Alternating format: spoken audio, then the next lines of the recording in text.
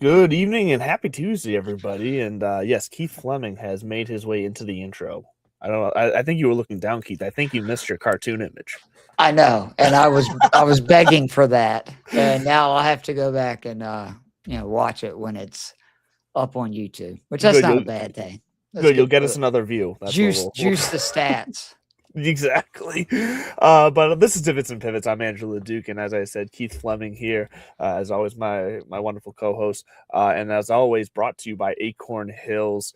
Get on over to Acorn Hills Co. That's acornhillsco.com. Use discount code DivPiv15 for 15% off your next order, and check out the Founders Club as well. Nate wanted especially to mention, let everyone know that his Founders Club is live. It's going. That means every quarter you can sign up, subscribe to the service, and he will pick out by hand new items, new apparel, new accessories to include in a box for you every single quarter. So go and sign up for the Founders Club over on acornhillsco.com. But let's get into the golf because we're coming off of Riviera, and Riviera, for the most part, was what we expected. And the weather played a role. We saw a little weather. We saw a little kind of adversity with the scrambling of the tee times. But overall, without breaking down the entire tournament, did you enjoy? Like, I feel like we're getting to those tournaments now where we're going to really start to enjoy the production of watching them on TV. Did you enjoy watching Riviera this past weekend? Oh yeah, I always enjoy watching Riviera. It's a great venue. It's kind of wild that the first hole is the easiest hole on tour, and then after that, there's not much else. It's Right. very forgiving. Congrats to Jacob Bridgman. Had him sixth in my model and did not bet him to win, which is frustrating. I did have him as a DFS play, which is good. But the more I thought about, he was sixth in your model, Keith, and he was 100 to 1. You probably should have bet that. So that's a lesson learned for me. Yeah, I mean, and it's the thing. Bridgman has. You look at his stats now, and obviously that seeing that result of the one on his schedule. Oh yeah, Donna, they're juiced now, but they're still. juiced now. But they were quietly. I'll say quietly juiced leading into even last week. He had like 4 straight top 30s, I think it was, or 20s even. I don't have it right in front of me, but he's been having a great start to the season. So, you were obviously on him there, but I get it where sometimes it's hard to bet those names that you just. Until he did it on Sunday, actually until Saturday when he was up 7 or 8 strokes at the going into Sunday. Yeah. He just wasn't one of those names that you think of and think, oh, PGA Tour winner. I know that's a terrible reason to use as a stat, but you know what I mean. Like there's some guys, but they just don't pop as quote unquote winner. Signature event. There was 4,000 names in that field that were more appealing. Right. He's definitely one of us though. The 7-wood, which. I've said this for a long time. It changed my golf game. I put one in the bag in 2014. It's the easiest club in the world to hit. I'm serious. If you're a golfer that struggles, particularly from what would be long iron territory or, laying up on par 5s or even looking for a club on short like par 4s and par 5s LT, the 7-wood goes so high that it's like the easiest club in the world to hit straight. I love mine. The one I have now is the third 7-wood I've had since I went to it. And the fact that the golf shot of the week was a 7-wood to a foot made me feel good. I was like, hey, just like us. And watch out I believe it's Bob Does Sports they're rocking 9 woods out there too. So I mean there's woods galore these days. I don't want to say that, but I may know some people who won. Yeah, hey, there's nothing wrong with it. Whatever you're gonna do to get around the course, it's a club for a reason. But yeah, so that's and we'll get into more of that as well. But first, let's kick off with some more of the general news before we recap the full tournament. And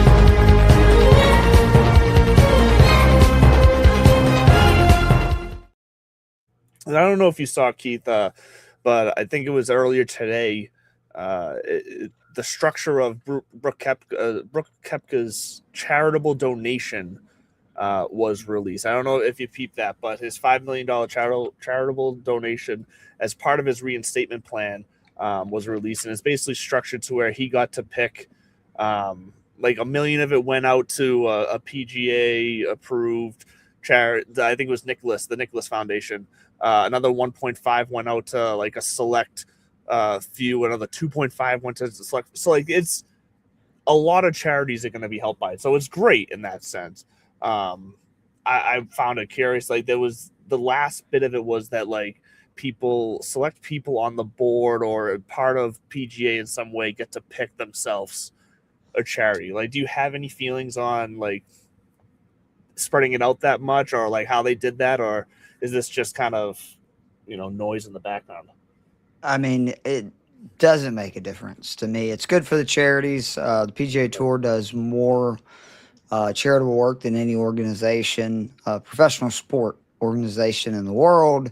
I know this because they recently gave us 20 grand to renovate the clubhouse. The Tour Championship did at one of the City of Atlanta courses, Alfred Tup Home. So that's great. I still don't totally understand how they allowed this, where he's just he's walking right back in. When they were told, if you go, bye. Like this, there is no way to come back. Did I believe that was the case? No. I'm a huge wrestling fan, and there's a saying in WWE that never say never with stars coming back. How many retirements have ended? Well, I mean, not only that, like CM Punk had one of the ugliest exits with the company ever, and it felt like an impossibility that he was going to come back to wrestling. Came back to AEW, still nobody expected. Show back up in WWE. I mean, anything. The Ultimate Warrior. There's documentaries about him. How much they had a ugly breakup. He came back, was nominated. So they were going to take the star power, and thank God he is in the field this week. Or I would not be very happy if I was Cognizant, because it's like, the field's Jesus, a little. What is this? Well, it is a string. This is what you get though when you're sandwiched between. They're coming. PGA schedule's coming off two back-to-back signatures. We got the players coming up. We got Bay Hill coming up. Like this, unfortunately, is.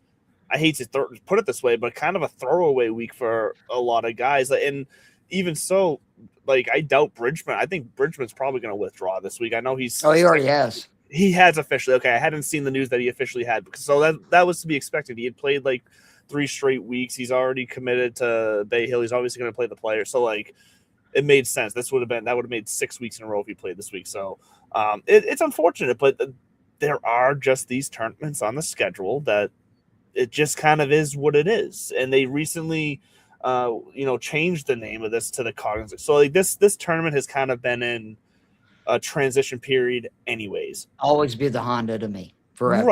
Right, exactly. But it's, I think it's lost some for sure. Which is it's a shame because, of course, we'll get into this. Yeah, they've like neutered it as well, which is just a shame. It's way too gettable now. Again, they kind of have to, because you're surrounded by all these difficult venues, signature events, and the good news is, for gambling purposes, I think this is a rough one because the odds and stuff came out before we had like another 6-7 guys in the field, end up dropping out. But you can always find some, real long shots in these type events. And these are huge for guys trying to retain their card, trying to, get to signature events. I mean, a win here is going to change just about anybody in this field's trajectory of their career. 100%. That's why these tournaments do still matter. I know it's easy to, to poo-poo on them. I'm looking quickly at the guys who have withdrawn. Ben Griffin withdrew. Yep. So that Adam Scott. Saying that's a shame, because Adam Scott was a guy that I thought I was going to get excited about, playing and betting this week. So that's a shame there. Patrick Rogers, I guess big whoop there. No one else is jumping out at me at this point, but obviously, as we said, Bridgman as well. So it still serves a purpose on the tour in the season. This tournament still matters. It's kind of it's guys are taking a breather to get ready for what is become a great stretch of golf as we major season. And I know there's talk about wanting to move the PGA Championship back to August, and I kind of like the way it is still now. Oh, I definitely do. The new schedule, like I said, we now enter this just run that takes us through the summer, and I love. There's very few of these moments like the Cognizant this week where we're gonna have these kind of off weeks. There's a couple more coming throughout the season, but there's few of them. There has to be. I mean, it's always been this way.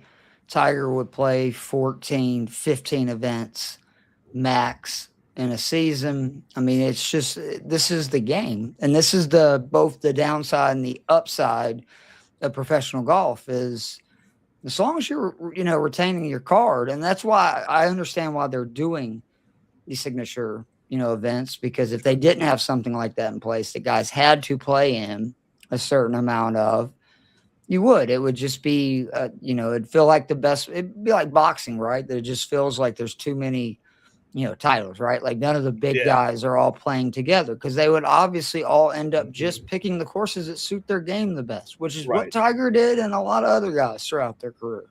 Yeah. Everything would just be way too spread out. A guy who did make his return this week, not to the course, but to the arena, was Justin Thomas back from injury. Get out of here! No, I'm only mentioning it because he's swinging and he announced he's set to return for Bay Hill as his first official PGA start, obviously. But it is good to see Justin Thomas, back out there doing something, or should I say back in there doing something, but you know what I mean. I do know. I'm not trying to say TGL. No, I'm just giving you a hard time. I know, but honestly, outside of like the tournament talk, like this was kind of a slow news week for golf. Not many big storylines came. I mean, Brooks Koepka charity led the news cycle today. So there's that. So I guess let's just recap the tournament then. Let's recap Genesis because, like we said, Bridgman goes out there, gets his first win.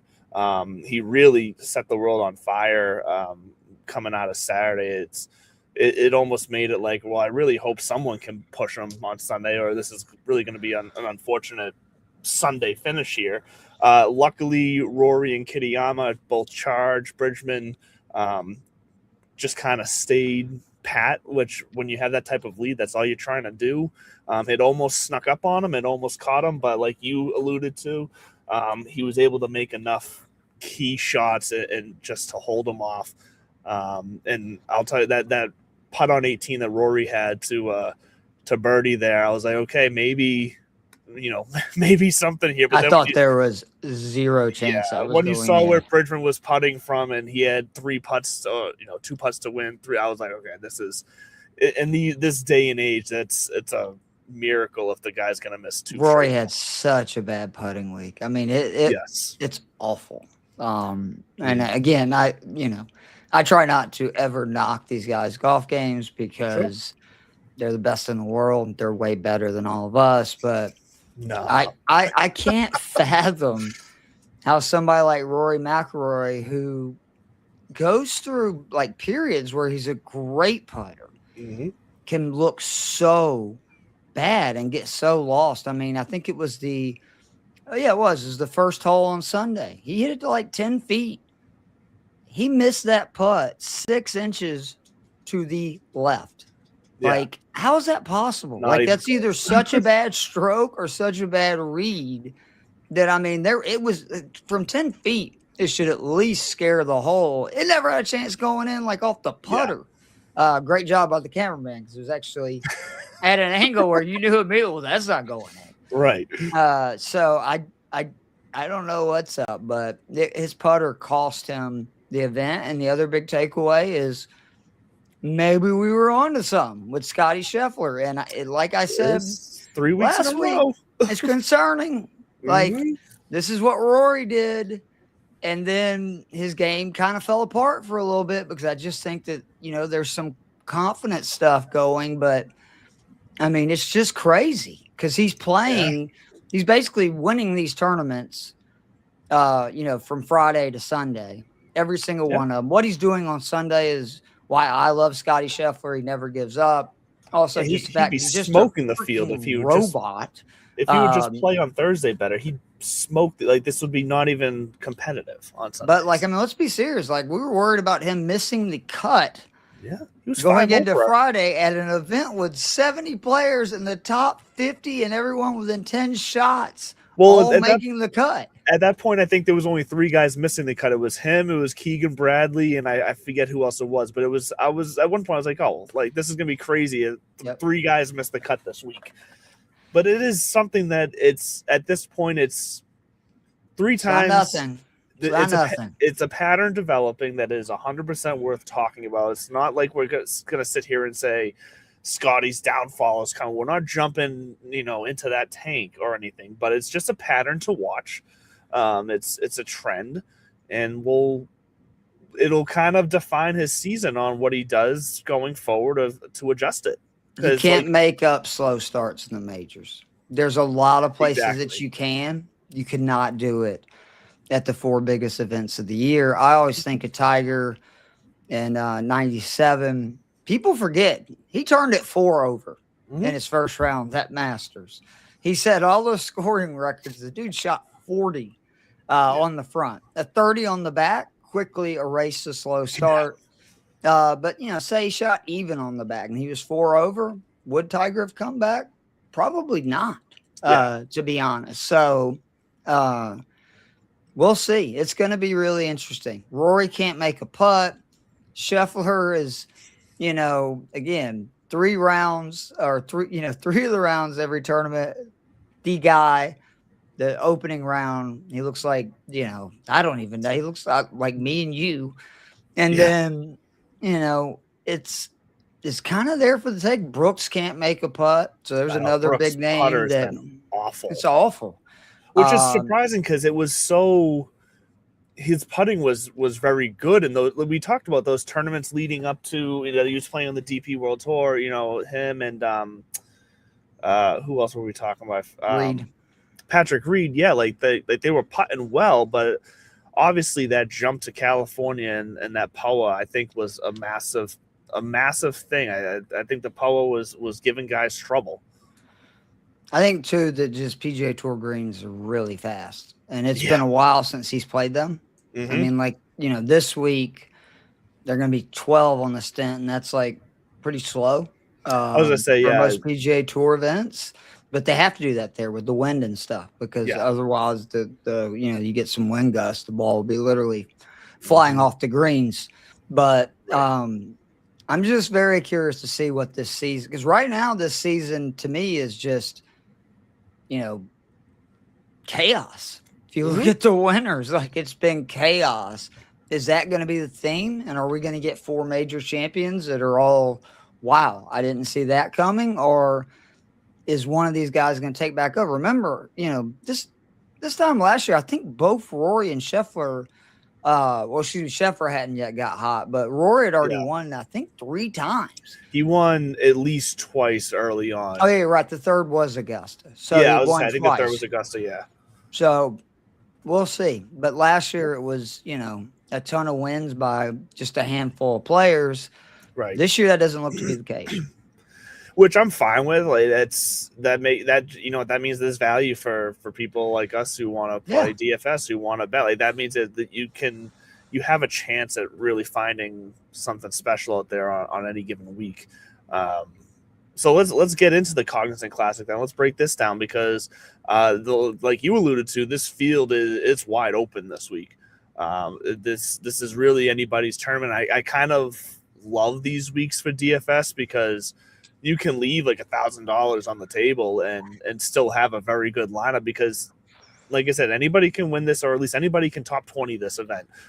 So it's a field of 121 players. We have a normal cup, so normal cut, so top 65 in ties. And Joe Highsmith won this last year. Like I said, it is at PGA National on the Champion Course, par 71, 7,200 yards. So the length of the course is pretty average for the PGA. We are back on Bermuda. It plays much longer, though. It plays so much longer. Right, because of the shots they got to play and because of the overseeding, the rough is actually penalizing here. We haven't, for the last Well, couple I weeks. think it's actually easier because they You went think to it is? they overseeded ryegrass, and I mean Bermuda grass to me is so much thicker, jumpy. Like it's Mhm. hard to know your ball can either go straight down, set up. I felt like last year one of the huge reasons why the scoring was so much lower was that, and really you can look at that also in 2024, which was the first year they did that, and that was when it was still a par 70. And I think 24 guys ended up finishing 10 under or better from 2006 to 2023. 11 guys did that Right. combined.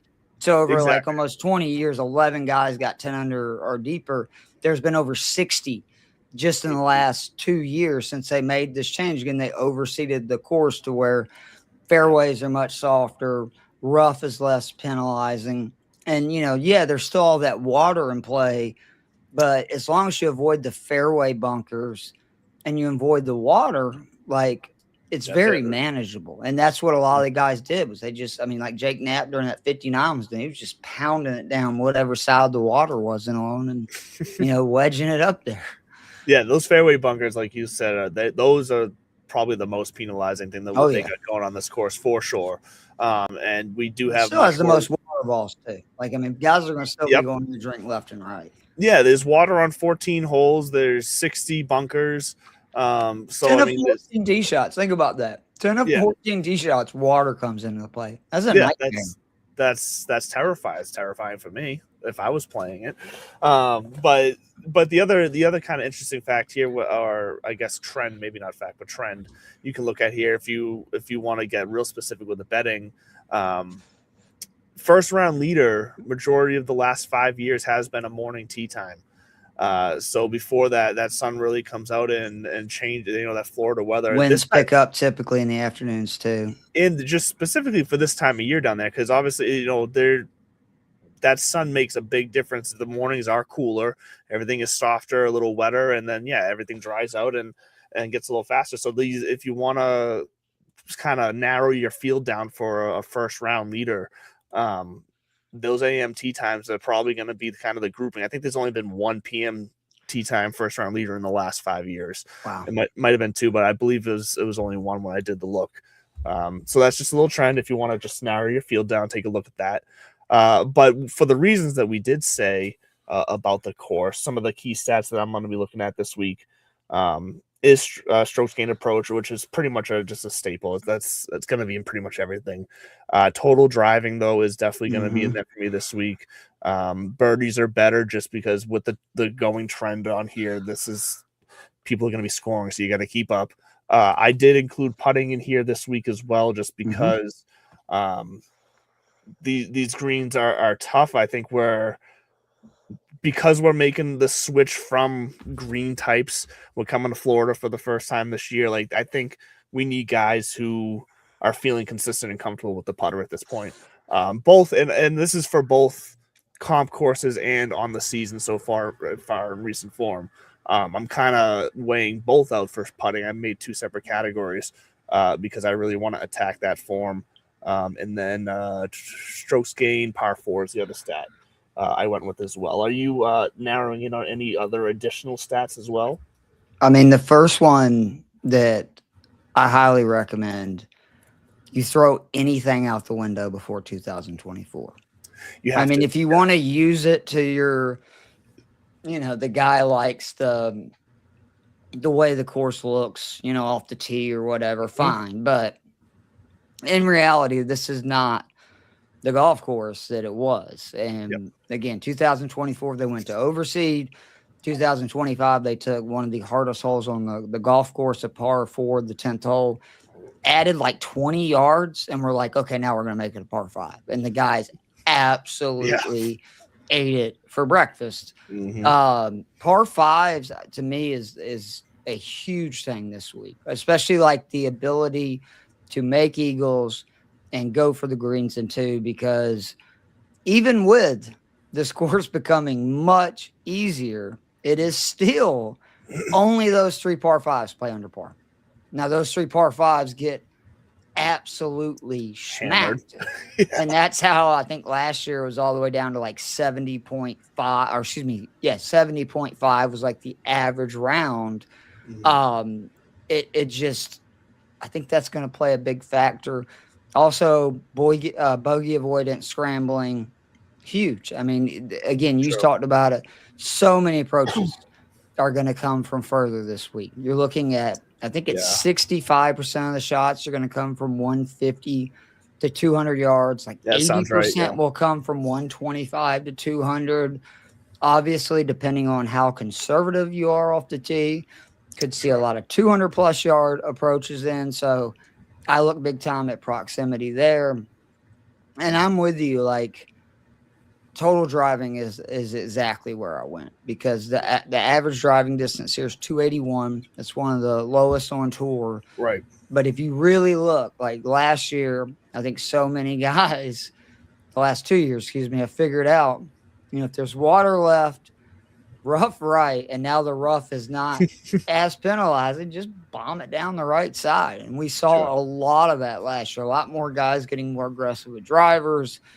And there's a few guys that I'm very interested to see how they play this golf course. Looking at you, Hong Tong Lee, who is not only one of the, like, he got firepower, but he's one of the straightest drivers on the planet. And I can't wait to see if he just, the same thing with Michael Thorbjornsen. Do they just decide to just let it rip, or are they going to lay back?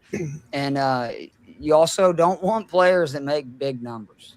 You do not. Because this is a course that still you can make a triple, a quad, and it is not that shocking of news when somebody does. Yeah, and I'm glad you brought up Michael Thorbjornsen, because he obviously got off to such a hot start this year, and then absolutely just looked terrible, last week and in the week before. So like, no, am I thinking the week before? He looked terrible at Pebble. It was at Pebble. So I feel like people are gonna be off him for recency bias. They're not gonna necessarily realize that course really just.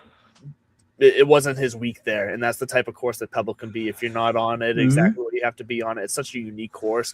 I don't think that necessarily is going to 100% travel with him. So I think you can get him at like kind of an ownership discount this week, because arguably the most talented guy in the field.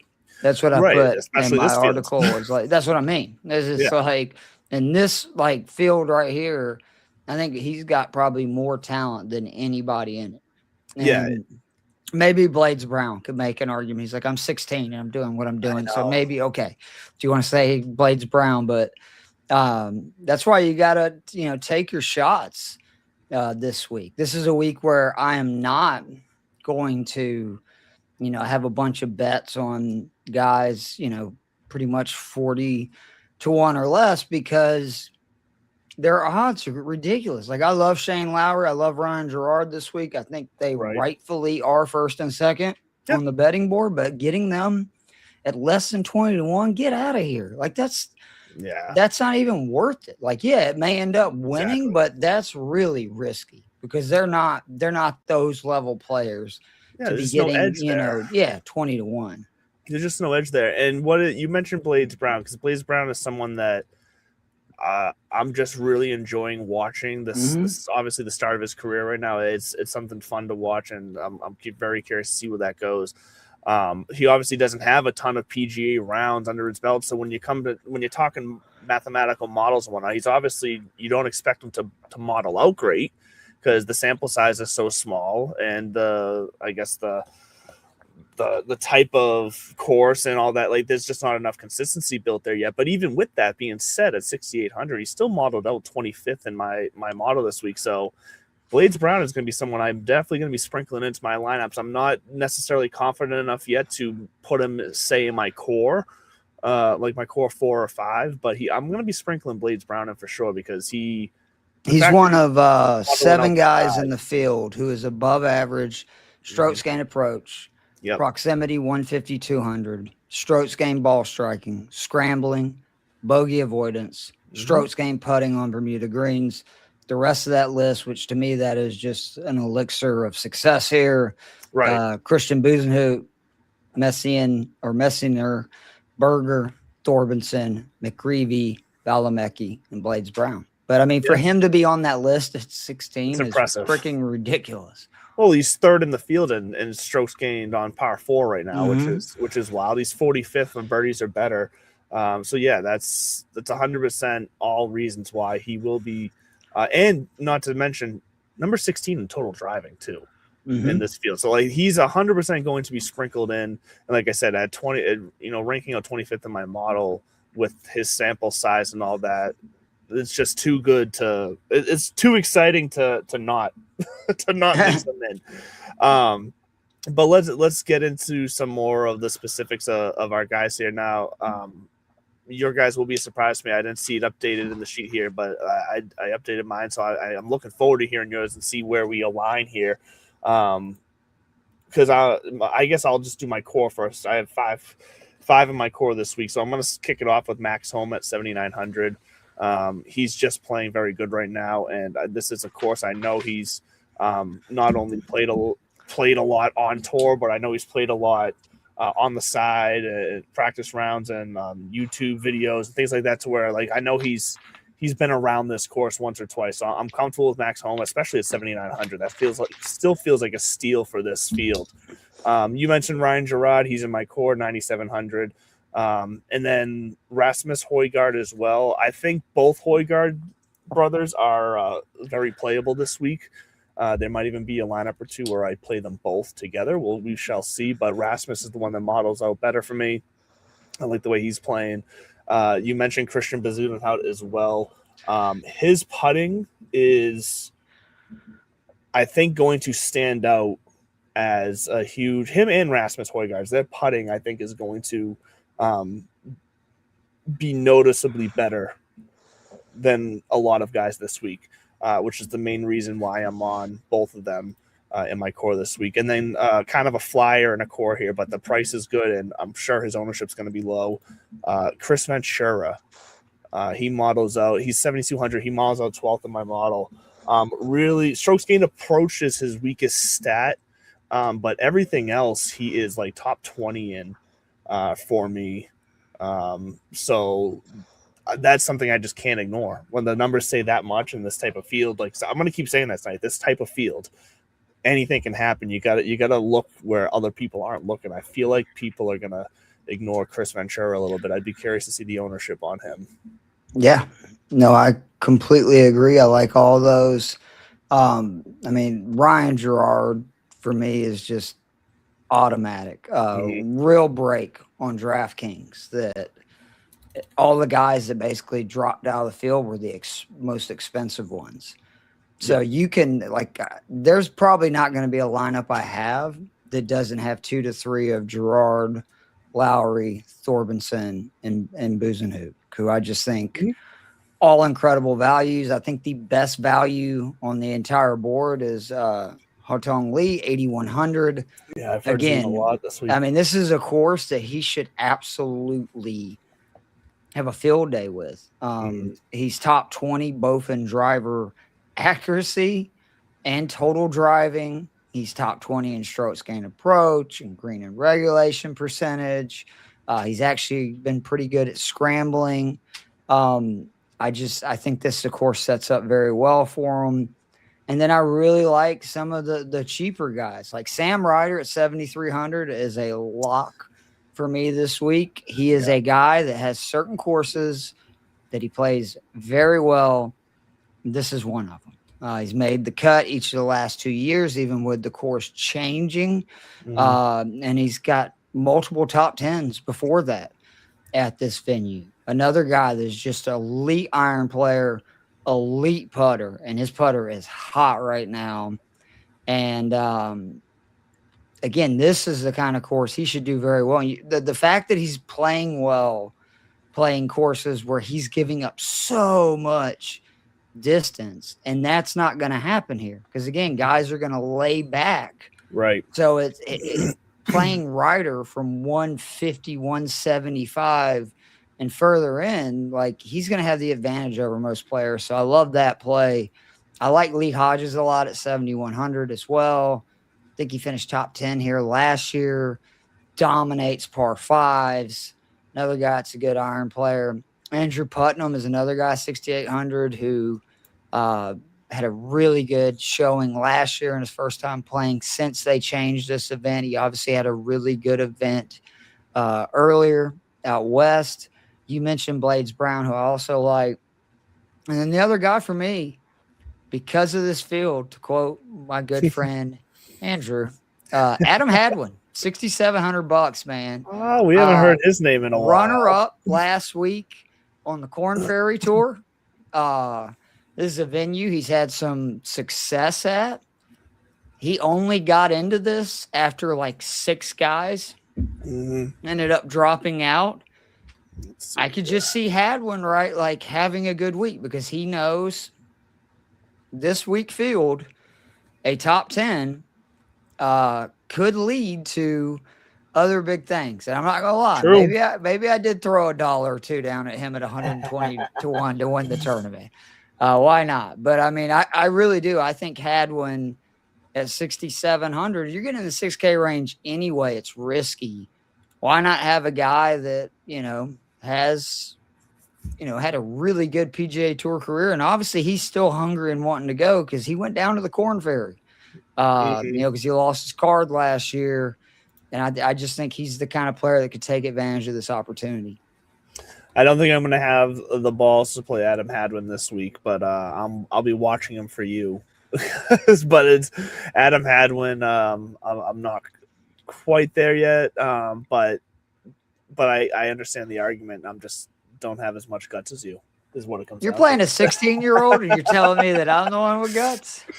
Well, this same 16-year-old has looked like nails every time we've seen him. I'm not denying that. This is a golf course, though, that we'll find out like his temperament and stuff, which he has made. It's to your point. He's making a ton of birdies, which is great. He also is making a lot of bogeys. That's why he's not like, in contention to win these events. Right. And this is the kind of course that just, I'm also playing him, in some of these lineups just because where are you getting that kind of firepower at 6,800, with the bonuses for birdies, eagles, etc. But I do have like real concerns that it could, the Cinderella story, if we will, kind of ends this week with a thud, because this is even a much easier PGA National, like what we've seen the last couple of years. I mean, what was it? We said 10 of 14 par 4s. Right. There's friggin' water in play off the tee. Like, you have a bad day with your driver. I couldn't imagine what that feels like when you're only like about 8 holes in and you're like, oh my God, I only got like 6 tee shots left with water either all the way down the right or left side. This is the type of tournament where his caddy is going to play a big role if he does succeed have success this week, because he's going to need to, tone down that teenage piss and vinegar where he's going to get up there and want to absolutely smash it, and the caddy's going to have to reel him in sometimes, like you said, and just play this smart and put the ball over here. So it is 100% a test week this week for Blades Brown. Curious your thoughts on Will Zalatoris this week, because Zal has been, I just called him Zal. I don't know why that just came out. I don't like it. So ignore me. Will Zalatoris has, he's been very hit or miss so far this year. It's either he does well or a cut. Pretty much everything has been looking good for him in his game, really, other than the putter. He hasn't gained a stroke putting in his last 200 rounds. I'm looking at right now. Everything else, though, is for the majority green as far as gaining strokes in every other main category. But putting has been absolutely brutal. And do you feel this is like going to be breaking news, but I believe putting is still important on the PGA Tour. And Zalatoris struggling with the flat stick. That's a tale as old as time. So no surprise. And I mean, he can overcome it. I would. That's like what I'm trying to get to. He's been able to this week if it was the old PGA National, right? Like where, if we're talking about like 10 under is about as deep as anybody's going to get. Yeah. Then yeah, man, like sign me up. I don't know, like unless he just gets really hot with the putter, which it's possible because these greens are not that difficult. Like a lot of guys make putts of length here. The greens are Yeah. relatively flat. Again, no surprise because of all the high winds. They can't be having, all this undulation and stuff because the Right. ball won't hold on the green. So, the defense to this golf course is tee to green. And Zalatoris, I think, still, is one of the better ball strikers out there. I'm pulling for him. I didn't know it was that bad though. 200 straight rounds. Like, and don't take this the wrong way because this is going to sound bad, but to any of those Zalatoris people out there, he could close his eyes and putt, I think. Right. And in 1 or 200 rounds, he would gain strokes on the Right. field. Like, that is insane. Because remember, people, we're not talking about gaining strokes on everybody, like the field, the field average. Well, and the fact that he's not gaining strokes in that many events is just insane. That's the stat of the year for me so far. Well, this is where now I'm confused even by what I just read here, because on one chart here on BetSperts Golf, it's showing, strokes getting putted last 8 rounds, last 16, and that's where I'm seeing, across over his last 200 rounds, so I think I read this wrong. So it's not 200 rounds in a row. Over his last 200 rounds, he still has, he's losing stroke. Yeah. So I'm sorry, I misread that, missaid that, because okay. I did. I was gonna be like, man, that it feels almost impossible because again, you just have to get lucky, right? Like, I mean, these guys are playing so many rounds, you would think eventually, a couple of 60-footers fall, and that's all you need to gain strokes for the week, to be honest. Yeah. So looking at specific tournaments, he does have tournaments where he's gaining strokes putting. But how's he doing? Like, what did he do last year on the Bermuda courses, like this stretch? Let me see here. So even though technically these are Rye and Bermuda, but they're still plenty of Bermuda. Let's see. This is I want here. Come on, why can't I read? There we go. I went right past it. Let's see. So, and then I want to cancel that. Okay. Nope, cancel that too. All right, so let's see. So he has done poor.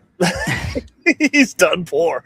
Back to 2021, he has only gained strokes putting twice, and that was at the Arnold Palmer in 24, and that was, I think, a year he contended, if I don't remember. Yeah, and then it was the Players last year, actually, were the 2 times that he gained strokes putting. It's a shame, man. He got hurt when I think he had one of the most consistent golf swings on tour. He could put the ball, on a 3x3 slab if he needed to, and just, man, once you start having back issues, and he's so young, as somebody that has had their neck fused and has back issues, just the worst. Like, it can be just a little chilly and you wake up and you can't move. You can sleep the wrong way. You wake up, you can't move. And I want him to win. He's one of my favorite guys on tour. I mean, how can you not pull for Happy Gilmore's caddy? But I know I do want him. I do have questions about, can he make enough birdies on this golf course to keep up with the guys that, there is some firepower. Keith Mitchell is another one that we didn't talk about, that it feels like this is set up. Like, he's getting no love anywhere. And so you're telling me a course where you need to drive it relatively straight, be a good iron player, and make some putts. That's Keith Mitchell, man. And he really does love this Florida swing, courses in the South. That's where he's from. Right. He's a member out at Sea Island. They have lightning fast Bermuda greens. I think he's an interesting DFS play too at 9,300, because I think he'll be very low owned with like Lowry, Gerard, Buzenhout, Thorbenson, the guys like right all around those him. guys in that range. And I think Mitchell is about as safe as any of them. I mean, I would be really shocked if he misses the cut here. Yeah, and that's fair. That's 100% fair. Real fast before we go, Ali Khan, I do see you now. Ali Khan. I just said your name, so you're Say welcome. my name, say my name. And hi No again. one is around you. And then thank you for jumping in as well, Mushta Bashad. I hope I said that right. I apologize if I didn't. If you would like to call us journalists, go for it. We will. I write an article every week. I'm going to call do. myself a sports journalist. Keith is much more of a sports journalist than me. I am more of a bumbling, talking pundit. Is what I will call myself. You know what? I am a personality. I like that. But look, that is going to do it for us this week on Divots and Pivots here. We're here every Tuesday night, 8 o'clock, or like tonight. Sorry for a little late, 8:05. But we are always here. Thank you to That Sports Podcast Network for the visuals, and Golfer Gang Network for all the audio distribution. Couldn't do this without you guys, and couldn't do it without you guys listening and watching us right now. So thank you. Good luck on the Cognizant this week as we get ready to enter the real meat of the PGA season coming up in the next month. Wait. So we love you, and as always, stay classy.